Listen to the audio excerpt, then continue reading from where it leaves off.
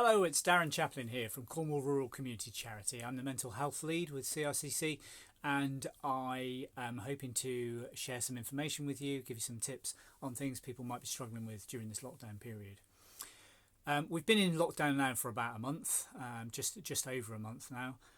Officially, some people have been locked down for a lot longer, um, and some people are struggling with it, and it is causing a few issues with a few things that we may have taken for granted previously.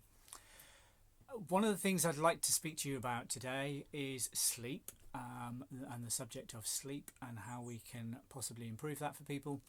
I'm not saying that I can cure your sleep problems by any stretch of the imagination, but I can give some hints and tips on things that you could try if you are struggling with sleep.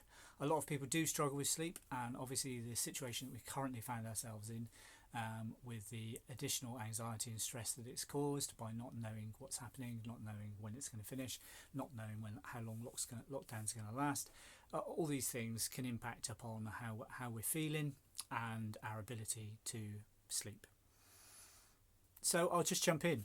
One of the most important things about sleep is trying to maintain a routine, and it's important that we try and maintain a routine of what time we go to sleep and what time we get up.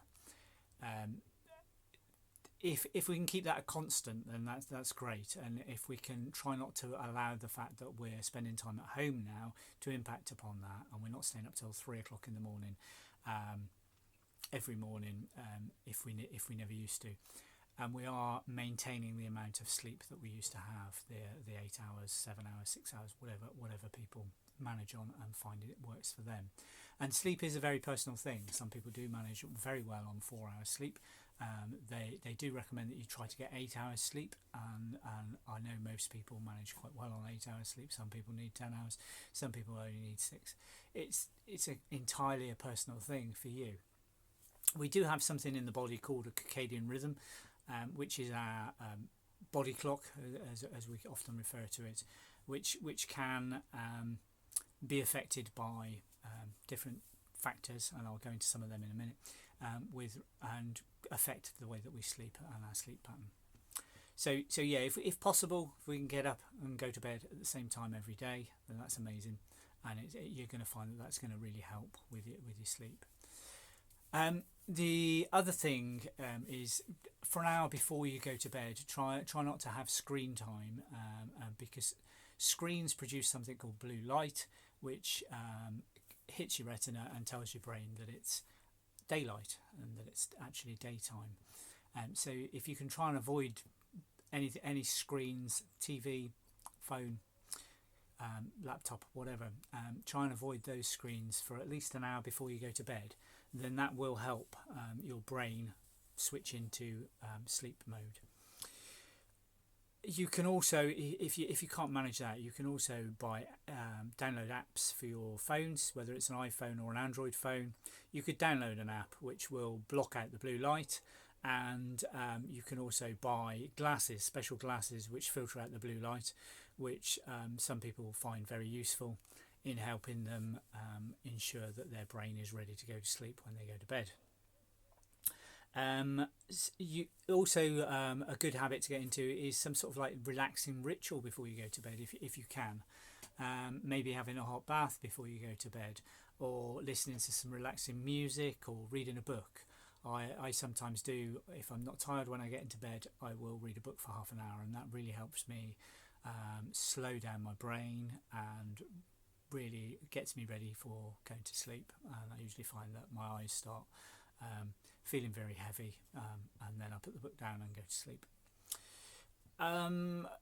The environment of the bedroom is hugely important too, and making sure that the bedroom's the right temperature, making sure that it's cool or warm enough for you, for your personal preference. All these things are personal. Some people like it really cold in their bedroom, some people like it really warm. But if you can get it to a temperature which is optimal for your sleep, then that's going to be helpful for you. Ensuring that the room is dark, getting some blackout curtains, blackout blind, etc., or putting something up against the window to black out the light, so that you know that it is dark and your brain can switch off because it is night time. And any electronic items that you might have in your bedroom, don't leave them on standby. Actually turn them off at the wall, because otherwise those little red lights will be affecting the darkness of your bedroom.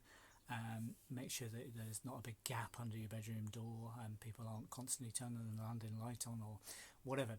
I don't know your personal circumstances, but try and make your bedroom as dark as possible, and try and make it uncluttered as well. A cluttered bedroom is not a great thing to see just before you go to bed, and it can cause all sorts of problems worrying about, you know, whether you should have tidied it up earlier or whatever. So yeah, it's good to have an uncluttered, dark, cool bedroom for you to sleep in. There's lots of info out there via books, vlogs, blogs, online videos, podcasts, whatever, regarding sleep and about health and any health and well-being book probably covers sleep in its subject somewhere, because sleep is a huge part of our life. If you consider, if we spend 8 hours sleeping a night, that's a third of our life we spend asleep. So it's a hugely important part of our life, and it's hugely important that we kind of get it right. Another thing would be a comfortable bed, and making sure that the bed's comfortable, the duvet isn't too thick or thin for the time of year, your mattress isn't lumpy, your pillows, you haven't got 5 pillows and your neck's all cricked. All those kind of things are personal things to you, and you know what works for you and what doesn't work for you, so try and adjust that accordingly. There's also the issue of alcohol. Now, a lot of people believe the myth that having a drink before you go to bed helps you go to sleep. As much as that possibly there is some truth in it. It does help you go to sleep, but it does negatively affect the value of the sleep that you get and the quality of the sleep that you're getting, because actually alcohol affects the way that your circadian rhythm works, and it can really upset your circadian rhythm and cause you to wake up during the night, have restless sleep, etc. So try and avoid alcohol if possible before you go to bed, for at least a few hours. And the same with caffeine. Caffeine takes 6 to 8 hours to get out of the body in most people, and if you are particularly sensitive to caffeine, then I would not recommend having any caffeinated drinks for 6 to 8 hours before you go to bed. If you're not that sensitive to caffeine, then maybe 4 hours before you go to bed, switch over to decaf coffee or decaf tea, whatever, and make sure you're not having that caffeine before you go to bed if you're struggling with your sleep.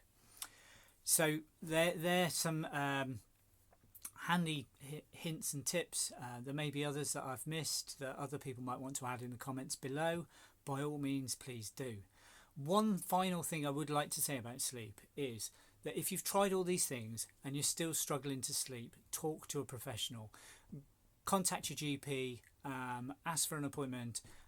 It may be a telephone appointment in this time that we're in at the moment, but talk to somebody, talk to a professional about your interrupted sleep, the problems that you're having, because there may be an underlying health issue. And what I don't want to say is that getting a comfy mattress and making sure your bedroom's dark is gonna solve any underlying health issues. So I don't want people going away from this thinking that I'm going to cure all their problems.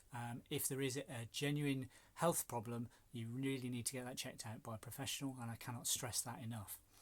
And it may be that they can give you something to help you sleep as well.